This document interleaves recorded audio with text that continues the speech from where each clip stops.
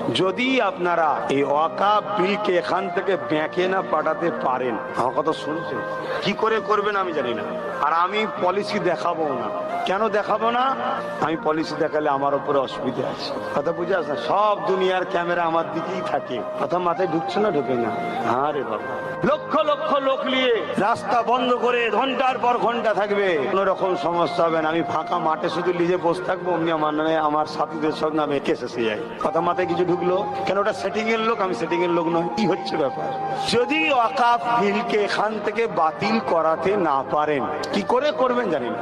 আমি খুব শিগগিরই আমি দেখতে পাচ্ছি ভারতবর্ষের মুসলমান আপনাদের নাগরিকত্ব হরণের বিল বেরোবে, ভোটার অধিকার কেড়ে নেওয়া হবে, একটা বিল বেরোবে। বিলটা ঠিক এমন হবে, ভারতের মুসলমান এরা এদেশে থাকবে, থাকুক, লেবার হিসাবে, কর্মচারী ভাড়াটিয়া হিসাবে থাকবে, এদের এদেশে কোনো অধিকার নাই।